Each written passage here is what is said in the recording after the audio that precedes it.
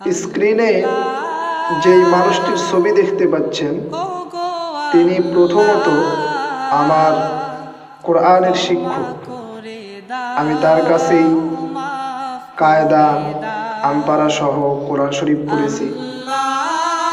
দ্বিতীয়ত তিনি আমার শ্রদ্ধেয় চাচা, আমাদের নিজের মানুষ, রক্তের মানুষ। তো এই মানুষটিকে নিয়ে অনেক সমালোচনা, অনেক অভিযোগ অনেকেই করে থাকে,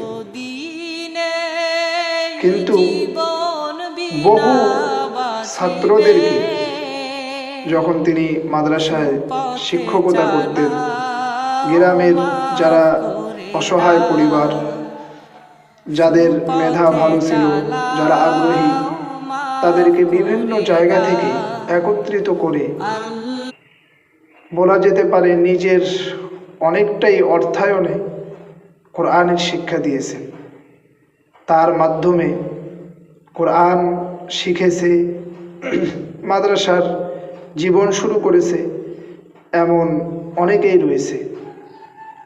তো এই মানুষটা 11 নং সাতারদিঘি ইউনিয়নে ইসলামী আন্দোলনের কাজ করার জন্য নিজের অর্থ, সময়, নিজের সাংসারিক বিভিন্ন কাজ সব সময় পরিত্যাগ করে গেছেন। এই ইসলামী আন্দোলনের সাথে মানুষ কিভাবে জড়িত হবে, এই ইসলামী আন্দোলনের আদর্শ মানুষের মাঝে কিভাবে ছড়াবে, এই চিন্তায় তিনি সর্বদাই বিভোর থাকেন। এবং এই কাজ করতে গিয়ে তিনি নানানভাবে হুমকি ধমকির শিকার হয়েছেন। অনেক মানুষের কাছে তিনি কালারিং হয়েছেন এবং বিভিন্নভাবে তার ক্ষতি করার চেষ্টা করা হয়েছে।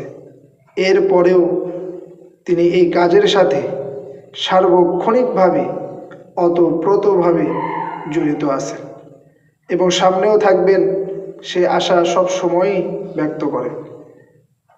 তো এমন একজন ত্যাগী কর্মী পেয়ে আমরা 11 নং সাতারদিঘি ইউনিয়নবাসী ধন্য।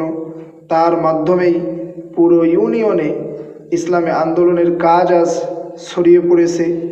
বহু মানুষ এই সংগঠনের সাথে যুক্ত হয়েছে এবং তার অক্লান্ত পরিশ্রমের ফলে তার মতো 2-1 জন ত্যাগী মানুষ ধীরে ধীরে এই আন্দোলনকে কেন্দ্র করে জন্ম নিচ্ছে।